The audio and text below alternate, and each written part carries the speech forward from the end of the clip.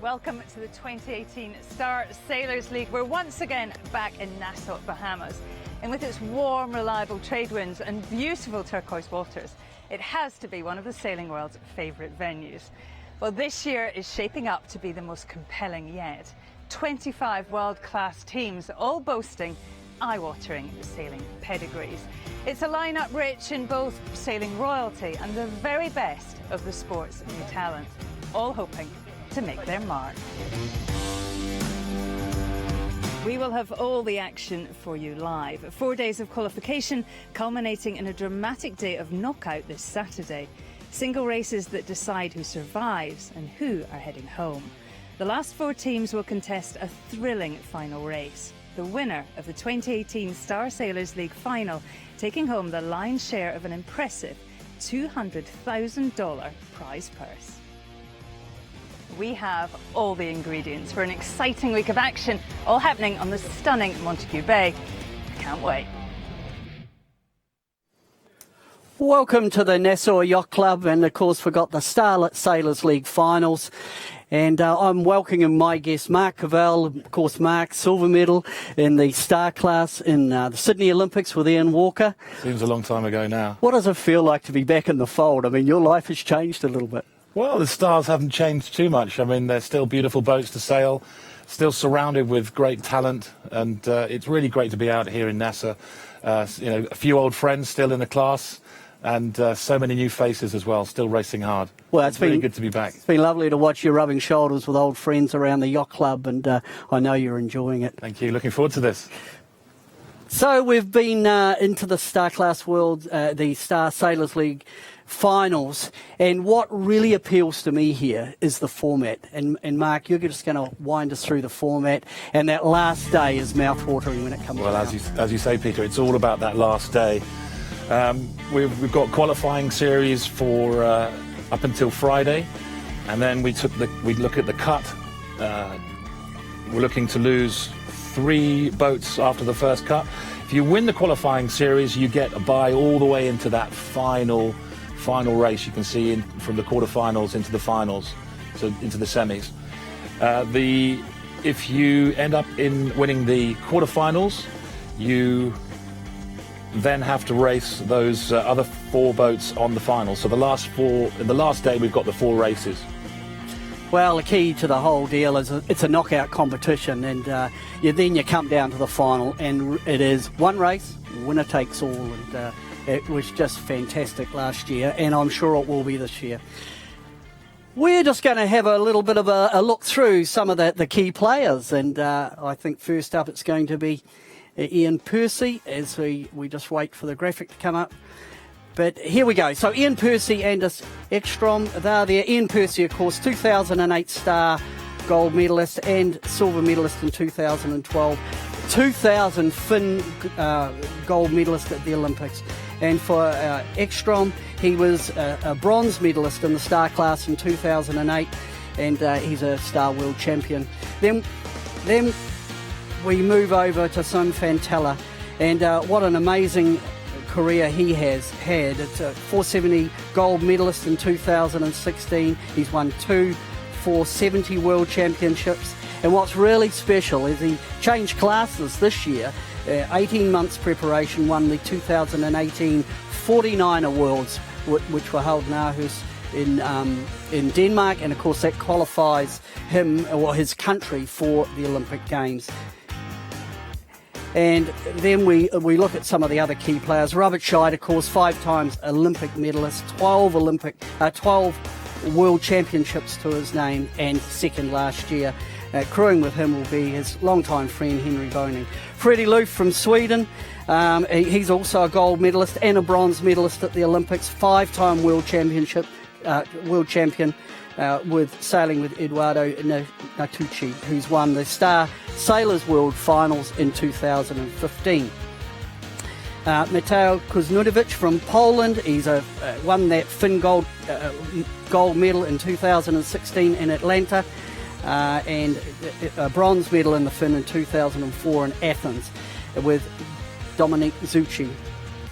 Paul Kayard, he's legendary in this class, and of course Paul won the Star Worlds 3 times. He's a Whitbread winner around the world race, and he's a Louis Vuitton winner in 1992, sailing Il Moro de Venezia. That was in San Diego, and even just a few months ago, he was third at the 2018 Star World Championships, and we caught up with him earlier.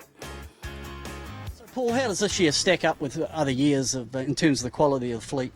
Well, once again, this year we have an excellent fleet. Everybody's a world champion or an Olympic champion.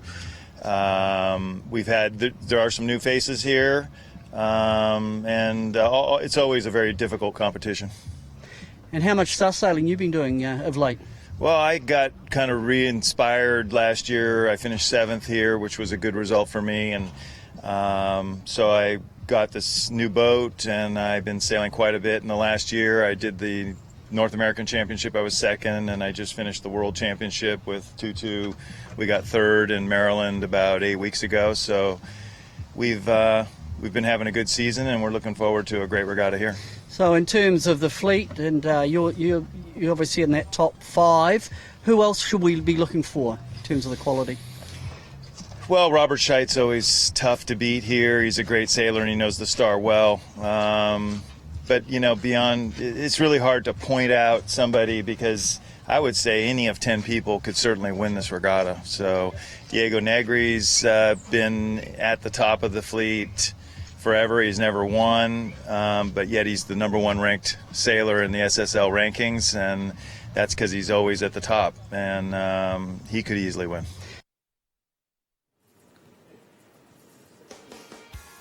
And we'll have a look at a few of the others. Max Salmonen and Johan Tillander, they'll be a strong combination. And Paul Kayard just talked about the Diego Negri with Fresh Off Clean. And of course, they currently are leading the Star Sailors League rankings. Pavlos Kontides, he's there, and he will be also formidable from Cyprus. Tonči Stepanovic from Croatia. It's Croatia's first ever sailing medalist at the last Olympics, with Federico Milo, Giorgio Shedinko, and Vitaly Kushner from Russia. Lars Grail, the legendary Lars Grail, sailing with Samuel Conclaves, and they will also be right up in the money. Pavlos Kontides, of course, the really magic young laser sailor sailing with Marcus Coy, but we spoke to Pavlos earlier. Pavlos, here you are in the Bahamas, Star Sailing League final. I assume some of the legends of the sport, some of the people you look up to. How does it feel to be walking around the dock with the likes of Paul Kayard and Robert Scheidt? It must be like being at Christmas. Yeah, definitely, and also listening to the Christmas songs every morning. It's great to be here. It's great to be back and sail against the sailing legends, and we are all really good friends, and it's a great opportunity for us, the younger ones, to get to learn the characters of these guys and try and learn some more sailing secrets.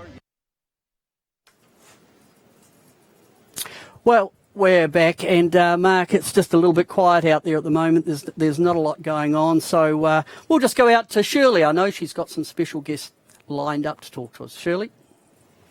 Well, Peter, I think I jinxed it in my opener, didn't I? What did I say? Warm, reliable trade winds. Well, even in Paradise, the wind has a day off. As you can see, there's not much breeze, although the forecast for the rest of the week is great. And also you can see some of the guys just using this downtime. They're postponed ashore just to do those final checks on their boat.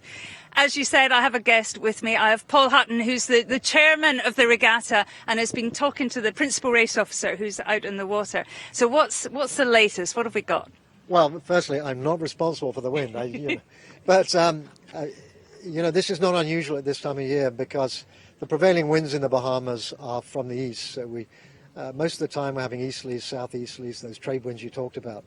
But in the winter months, the prevailing wind is interrupted by these cold fronts that sweep off the United States. And there's a front a little bit to the west of here that's coming off the Florida coast.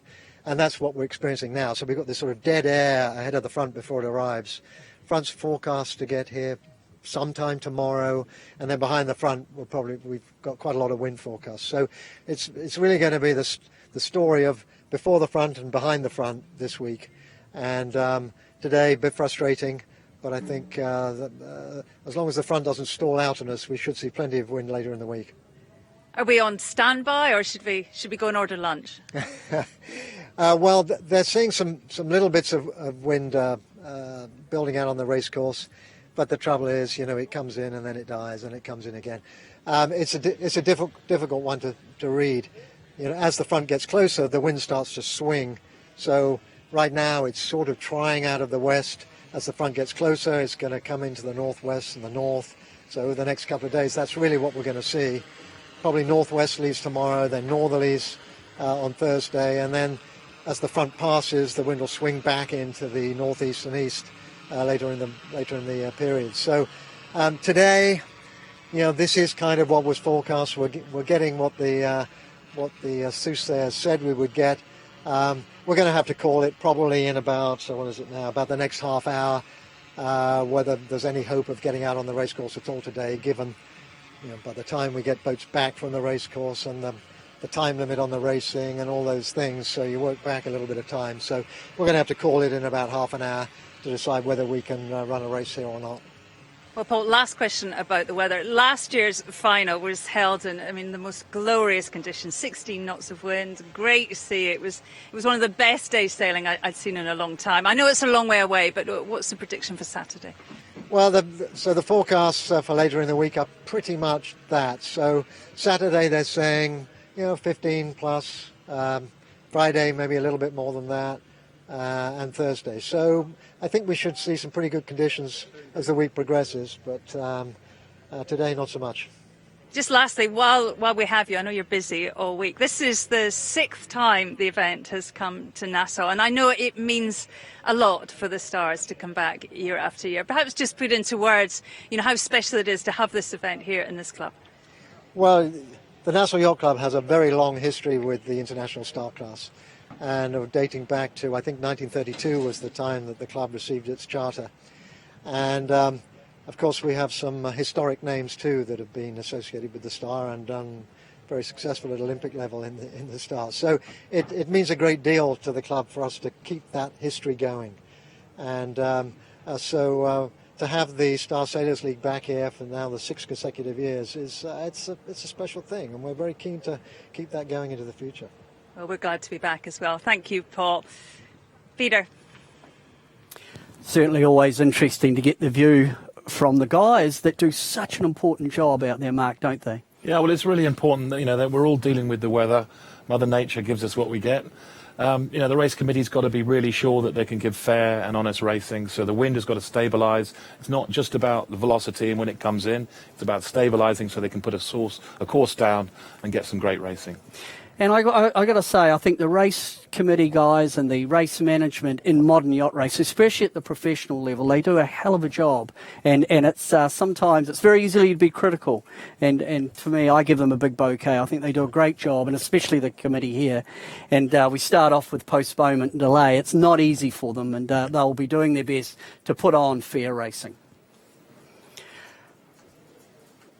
We'll just have another look at another pairing of some of the absolute rock stars that are here. And this one, these are a team to watch. Diego Negri and Fritjof Kleen, the German. And, of course, last year at the finals, Fritjof Kleen crewed for Paul Goodison, and they just won at the end. And he's a funny guy. He came out last year in the excitement of winning and said, "I'm the greatest star sailor crew in the world." What do you think about that, Mark? Well, he's got a great character, and if you're teaming up and you need to learn how to sail stars real quick, you need someone who's going to be like Kleen and really make you feel good. And certainly he and Goody really formed that. They clicked. Correct. They just clicked. They clicked, and the personalities worked, and they just got better and better. So he's a great man for the job. I happened to speak to him earlier yesterday, and I'm hoping. No, we haven't. We don't have that one teed up. So he really is one of the characters, and I think that combination is formidable. looking this week and the way it will pan out, you've got a very, very good helmsman and a crew that knows how to win on this venue. Well, I mean, every time venue training is really important. Teams that have been here before, teams that understand the little quirks of the course, and that's where you get the final little advantages. When you come to a really tricky course like this, you've got a bit of current, you've got a little bit of land effect, so a bit of. Mark, just talk to me a little bit about those finite differences, the subtleties of these boats, because we are talking really small gains, small losses. But if you can just make a metre on a boat around you, especially off the line in a tight situation, just talk to me about what you do to get that little advantage when it's crucially needed by the helmsman when you're in that crewing position. Well, the stars are very interesting because the rig is like a piece of spaghetti. So the first time you sail a star and you look up, you think, oh my God, how do I control this thing? You've got so much movement in the sail and the rigging. But once you get the tuning guide out and you start to work out what the form is, what the settings are, how much the rake is, and really start to tune in, you start to move things a little less. The boat starts to feel smaller around you. And so they are making now subtle changes. It's not the big changes before. And so that's when you notice it. So when the teams get to that point, and as Paul Cayard said earlier, we've got world champions and Olympic medals everywhere. They get to that process pretty damn quickly, even if they haven't sailed the boats often. And then they start to see those subtle movements. And it really is. It's a great course because it's also a little shifty as well. So you add the shifts into it as well. Well, we'll go and have a look at another one of the rock stars, really, and we'll look at Ian Percy and Anders Ekstrom. Ian Percy, he has had a phenomenal career in the sport, from winning a Finn medal to winning a star medal, and of course what he did I thought at the America's Cup was phenomenal. So 2 gold medals, 1 in the Finn, 1 in the star, Olympic silver medal, being a star world champion, and America's Cup campaigns. He sets, I think, a gold standard of how you manage a professional sailing team. Absolutely. When we had our success in Sydney, we passed our games boat on to Ian, and he went on with pretty quick action to then win his first Star Worlds. So that shows quick learner, right? Shows the caliber. Went straight out of the Finn and straight into the Star. So yeah, he certainly is a character, and he hasn't lost that charisma, though, around the yacht club, has he? He doesn't walk around like he's any bigger than it. Mind you, everyone here is a rock star. But I've been really impressed to see Ian here. And it's his first time, I think, at the Star Sailors League finals. Is he enjoying it? I mean, you know him well. I think he is. Wife and young child here to support from the beach. And, he's really enjoying it. So we'll go back to Shirley. You've got another victim lined up, Shirley. Well, Peter, lots of last-minute tinkering going on in the boat park, and I've got Paul Cayard with me and Mark Mandelblatt. I'm not sure what you were talking about. You didn't look like you were doing much boat work, but do you still think there's a chance today? What could happen? I think it looks pretty grim for today, but that's sailing. We don't burn oil and we don't burn rubber, but we do need Mother Nature to cooperate with a little wind, so it's all good. It's rare, isn't it, here to get a day like today? I mean, it is normally really reliable.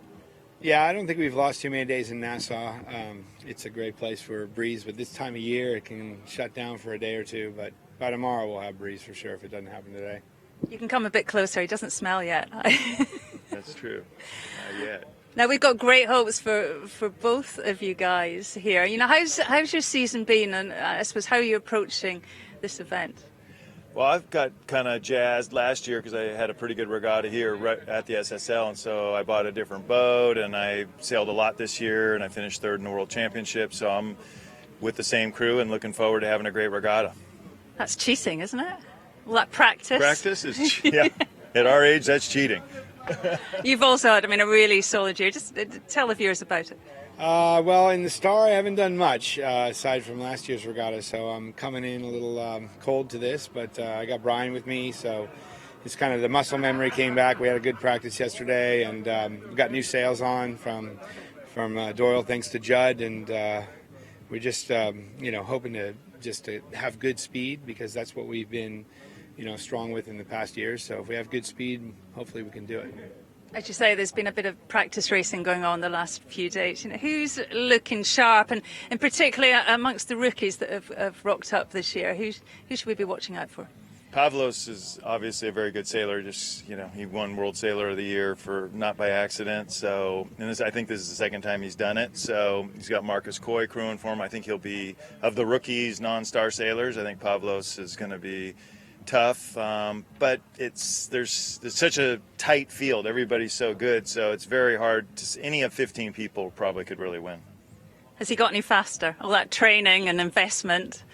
Yeah, well, Paul last year was really fast and made it deep into the regatta, so I assume that he's going to be just as quick, if not quicker, this year. But the fleet's getting quicker too, and there's a lot of new sails on boats and new boats that I'm seeing in the park. So I think that the guys are going to be going quicker and quicker. Plus, I heard some teams have been training for this a lot, like in Lake Garda. There's international training camps going on in Lake Garda, which is good for the Star. It's great. So I'm going to see if my same as last year holds up against that.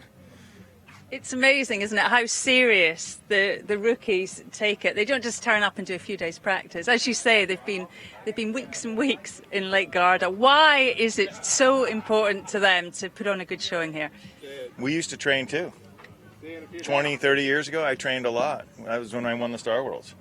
But now we just like racing more, I think. We really enjoy it. We sail Stars because we really enjoy it, That's really what it is. And I'll sail Stars forever. I've been sailing for 40 years. It's the boat of my life. And I get more or less energized. This year I am pretty energized, and I have sailed a lot. But really racing, I haven't done any training camps.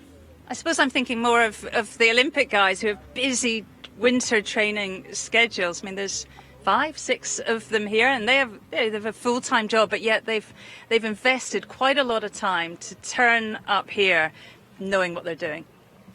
Yeah, I think what Paul said about Pavlos, that's definitely one to watch for too, and he's a laser sailor, and laser sailors go into the Star and do really well. They have traditionally. They don't just come from the fin, but then there's George, who I heard was unstoppable at the World. So the young guys, they just better sailors than we are for whatever reason. So we have to try to outsmart them. But when you get next to them in a straight line, it's not good usually. What about you? Ever modest, isn't it? What about you two? We haven't quite had our sweepstake of who's going to be in the top 4 and who's going to win, but it's getting to that time. Should I be putting my money on you, Paul Caird? Yeah, you should, Shirley. Definitely put your money on me. What about you, Mark? You confident? Yes, I am. Same for me. All right, well, you heard it here first. Thank you, boys.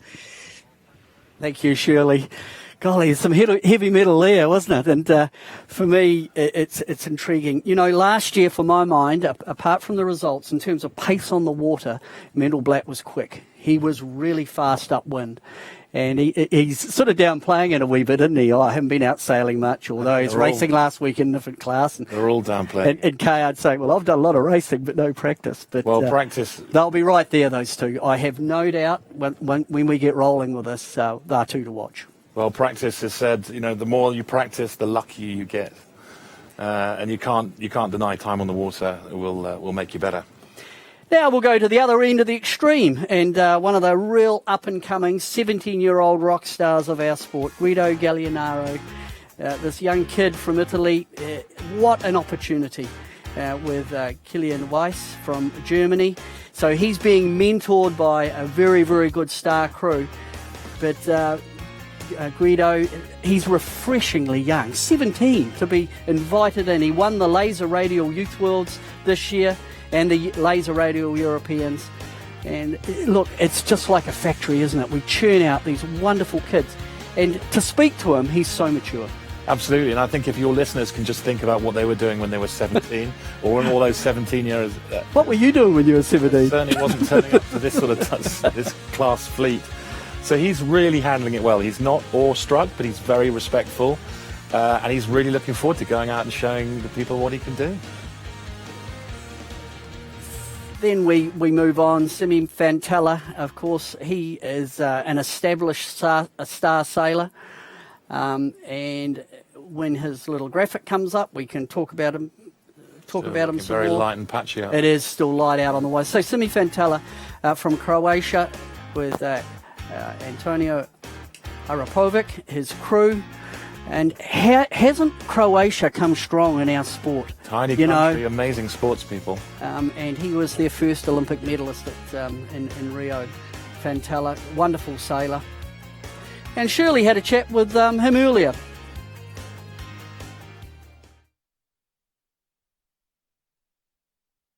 You know, it's an exciting place to be. Yes, I'm really excited to be here a second time. I was in first time 2016 and back now with the same crew, this time a little bit heavier than the first time. It's quite the lineup, isn't it? I mean, I can't imagine sailing and looking over your shoulder and there's Robert Scheidt. How hard is it and how impressive is it to be part of it? That's one of the biggest reasons I like to be here is to sail against the big guys like Robert Scheidt, Mark Mellenblatt, Freddie Loof, brothers Grael and all the rest. So it's a unique opportunity to sail against these legends. So I'll always try to learn. Last year was a real watershed year, wasn't it? A star rookie won, and I know you watched it. Yeah. You watched it live. What do you take from that? The fact that someone who's not spent a lifetime sailing this boat can walk away with the trophy. I think all of us sailors have a good base for sailing any boat. So I believe that a boat is just a tool to show your skills, and as long as you have 5-10 days to learn the boat. Obviously, the guys who sailed a long time like Robert or other guys, he'll always have a small advantage, but in certain conditions, if everything is stable or usual, you have a big chance to win, I think. What do you bring to this? I'm blessed to come from 470 into this boat instead of, if I only did 49er, would be harder to sail a star, but doing the 470 is a good step to do star class. In my Olympic career, I did 2 Olympic Games and walked away with no medals. And I remember thinking about you in Rio and watching you win on your 3rd attempt, and almost the relief was, you'd almost taste the relief from you.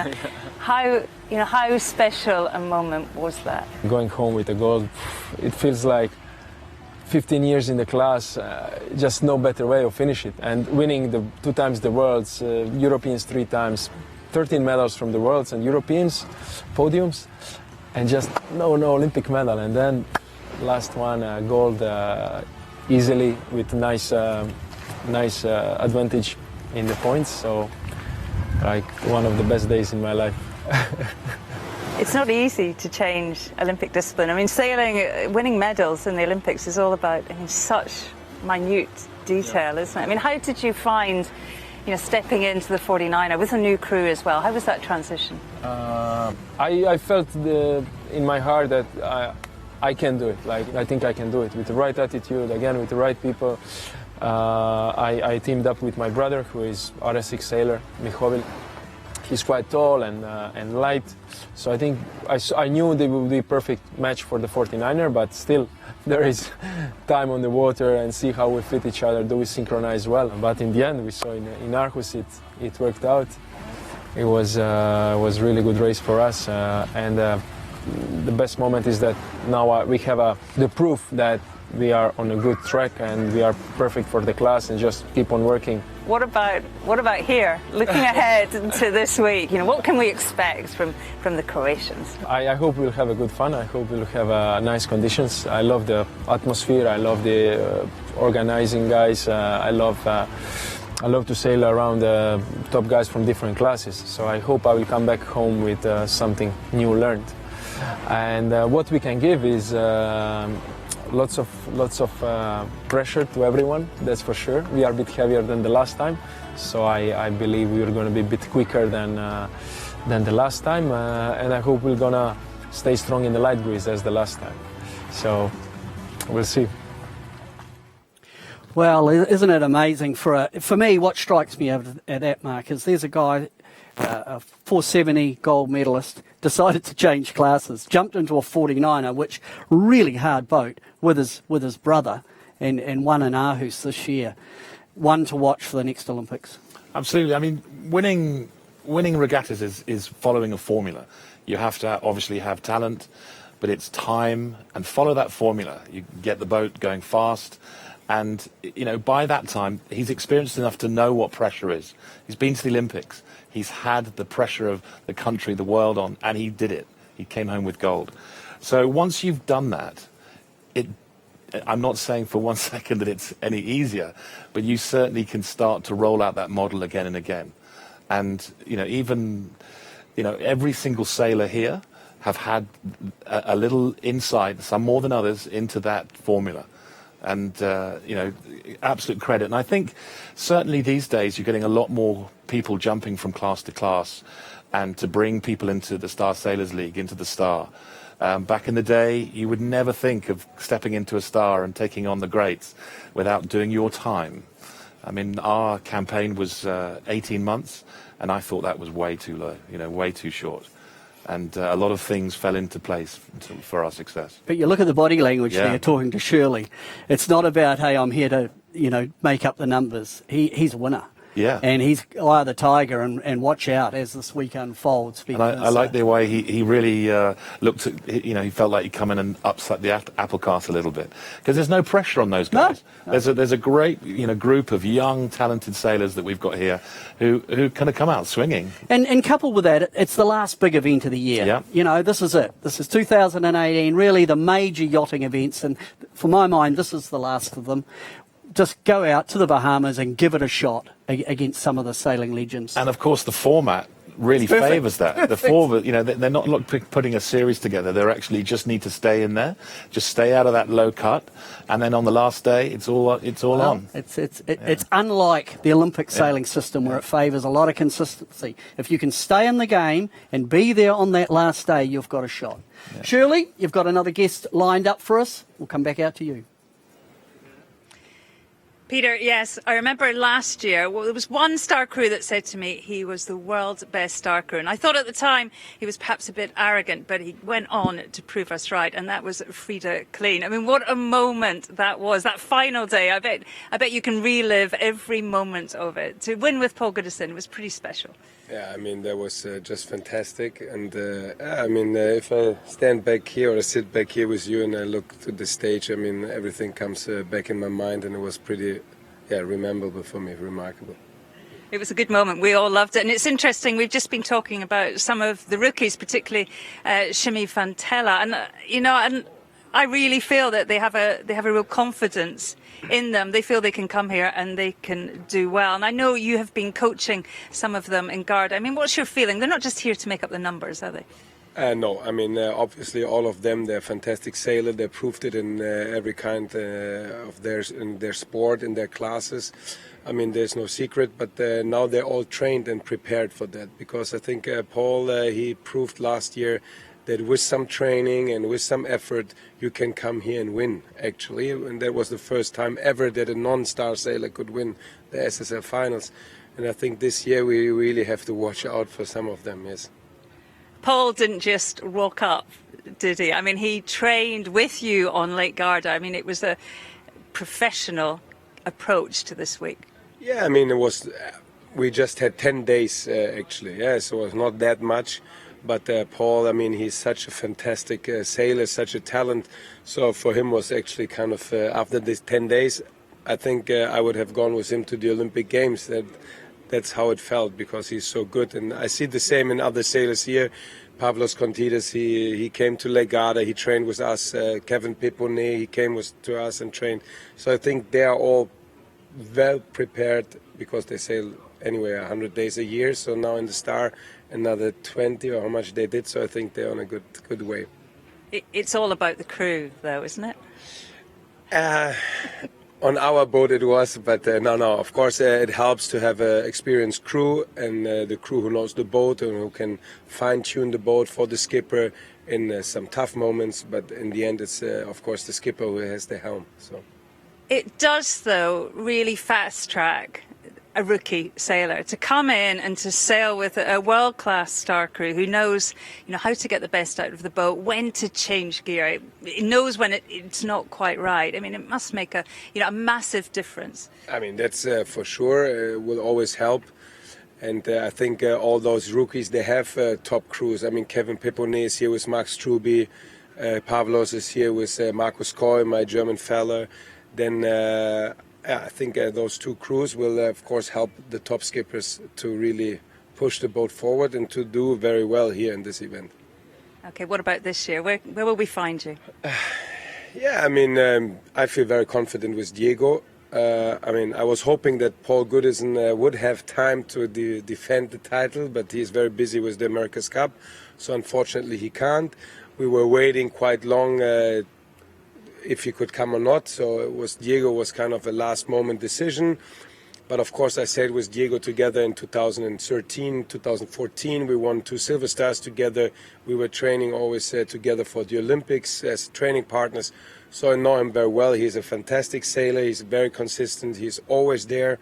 So, I mean, if nothing goes wrong, I think we're going to end up, I hope you don't see it arrogant this time, but I hope I can prove you again. Yeah, I think that we're going to end up quite high with our performance, and but this time I would also watch out for the rookies because they're all prepared. So this starting line here is tougher than ever, so I'm pretty impressed.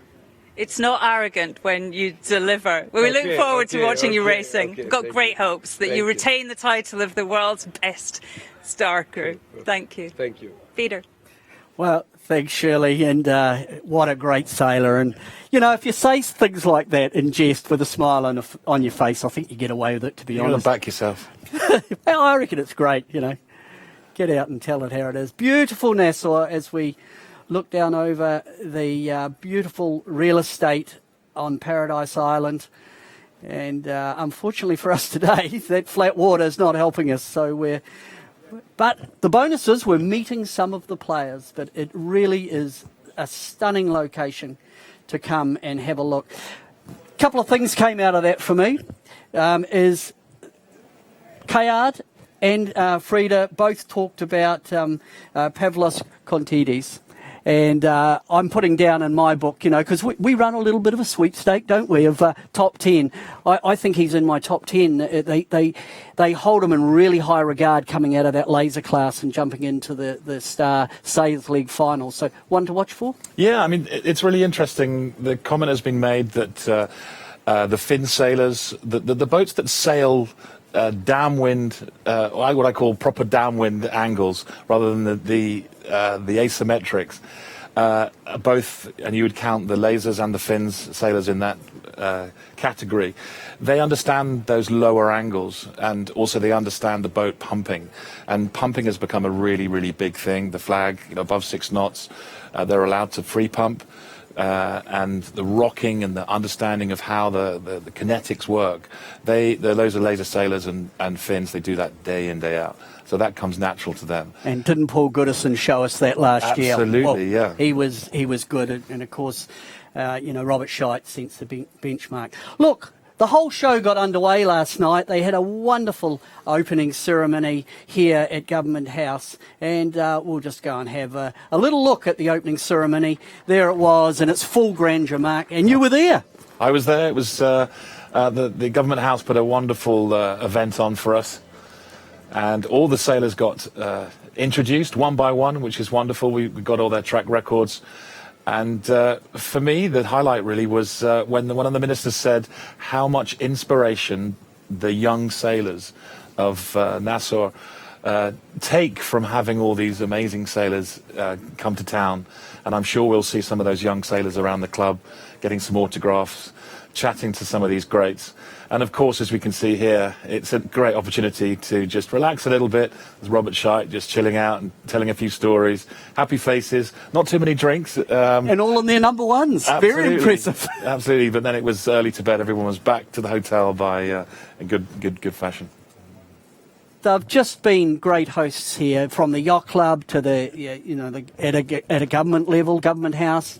Official welcoming to the Star Sailors League to Nassau. Now, look, we are in delay, unfortunately. Racing has been postponed. The old game, there's no lack of wind. You can see there, beautiful shot. It looks stunning with the turquoise water, but as you can see on the water, no wind. But in the game of professional yacht racing, Mark, you do get very used to waiting because they want fair racing. Absolutely, and the sailors completely understand that, and I hope our audience does as well. I'm sure there's a lot of sailors out there that have been either waiting for wind to drop or wind to come in. And, the sailors still very much focused. Some of them take themselves away, just think about, staying in the zone. Others relax a little bit more. But I tell you what, if that AP came down, they'd all be bang straight in the game mode. Yes, for sure. And, of course, we did have Paul Hutton with us, who's the regatta chairman earlier, talking with Shirley, and he said he was talking, 35 minutes, and they'll make a decision later in the afternoon. So we're just waiting to hear from the race committee what we will have later in the day. But in the meantime, we're filling in and having a chat with sailors, with Shirley down on the dock. And just waiting in anticipation of just a great week's racing. What impact, if we don't race today, will that have on the schedule? Well, it sounds like we are going to get good wins from here on in. The race committee has the ability to hold more races than first scheduled on each particular day. We've got to get to Friday to make that cut. Looking forward to the final on Saturday. I don't think he's going to have a problem. You think we'll get 11 in? Yeah, I do. I think he'll be able to get them. They're short, sharp races. It's a very, very efficient race crew out here, committee crew. And I think he'll catch up. So we could be looking at 4 races tomorrow. Yeah, busy day. It's going to be a busy day. Yeah. And the way I would look at it is get that computer on in the corner, whether you're at work or at home, just have it ticking away and hope we can bring some great racing to you. Well, I thought you summed it up. You watched last year from home and you said, I just had it ticking over in the back. And if you heard the voice level go up of the commentators, you'd sort of tune in and have a bit of a look. Absolutely. So stick with it. And I think, we're going to try to build and introduce you to some new characters that have come into the class and, hopefully... Well, look at this. We're looking out on the water, and that is the racetrack area on Montego Bay. Right out to sea. It looks a little sea breeze, but it hasn't built all day. It is looking like it might be a bit difficult. So in the meantime, what we'll do, because last year was so compelling, no, we've had a cancellation on that. We'll go back out to Shirley. She's managed to grab someone else interesting to talk to.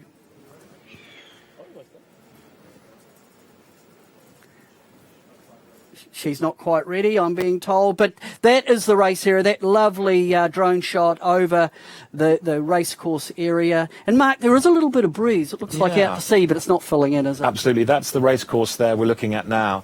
I sailed with a great sailor, Glenn Foster, who would say that the carpet starts to fill, but I can't race until it's wall-to-wall carpet. I can't race on rugs. Yeah, that's right. Shirley, I crossed you a little bit early back there. Sorry about that. You weren't quite ready, but I understand you are now.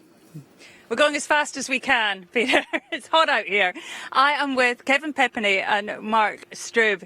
You got the best crew, didn't you? What have you learned from him? Everything. We just met 4 days ago, and he taught me everything. So, yeah, I'm learning a lot. You've had the most amazing year, 470 world champion. I remember watching that in our house. What a race! What a final! Yeah. It was incredible. What do you think when you think about that? And what did it mean to have that success 2 years out from Tokyo? It's happened really quick because we just started sailing together with my crew Jeremy 1 year ago. So we didn't expect that much result. Just qualify the nation. That was our goal. And we managed to win the title. So, yeah, amazing regatta for us. All the rookies that are here this year are extraordinary talent. What's he been like in the boat? And I suppose how quickly has Kevin been able to pick up the nuances of stars? He's done a really good job of picking it up. He had a few days of training in Garda, and Friedhoff and a couple of the other guys he got to sail with. Actually, he didn't sail with Friedhoff. That would have been a good one to sail with. But he learned a lot. He's got a great feel of the boat out there. We're just kind of going over some of the rig tune things, which he doesn't know on the Star, so I'm trying to teach him some of that. As far as the maneuvers and tactically and starting, he's great. It never fails to impress me that there's a new generation of talent in our sport. They're so versatile. You look at Pete Burling, just on the Volvo Ocean Race, America's Cup, 49 hours. It's special, isn't it? And I think maybe they approach their sailing a bit differently. What do you think, Kevin, when you come into a new arena like this? what do you think about coming here and sailing on different boats? That's a difficult question in a second language. I apologise. I suppose, in the past, sailors perhaps just stuck to one thing. They just did Olympic sailing. But now it seems the new generation, like you and Pavlos and Shimmy, they sail all kinds of boats and they seem to adapt their talent wherever they go. Yeah, I like sailing all the boats. You earn so much experience to get back to the 470 and stronger and understand. If you know how to sail a star, you know how to sail every other boat. So that's a true class to know and earn a lot of knowledge. How different is it? I mean, perhaps just explain to the audience how different what your normal boat is to what you're doing here.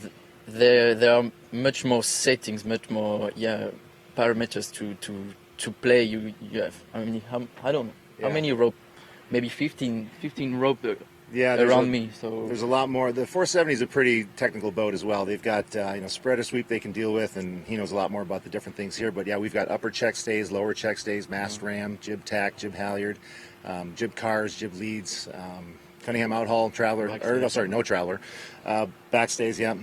So there's a lot of different controls you can do to flatten, get more power, etc. So it's tweaky. It's a very tweaky boat, that's for sure. But Kevin seemed to pick it up pretty well, and he's got a very good feel of the boat. So when we're going through the water, he tracks very well. Works on his angle of heel, and he's locking it in pretty good.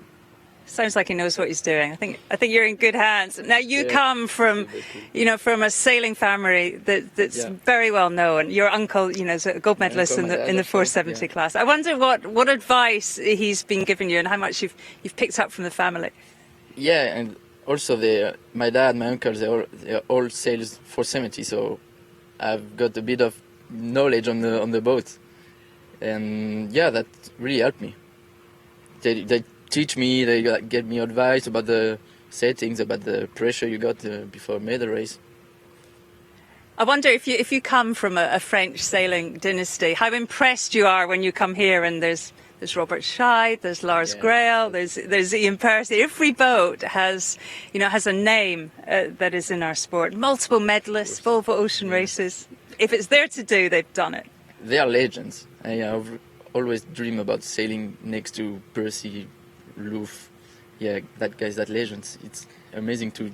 He was very happy we beat Robert Scheid in the first one. We had a couple boats we beat, and he was high-fiving on the boat. Actually, we weren't really high-fiving, we were fist-pumping on the boat, but he was excited, so it was fun.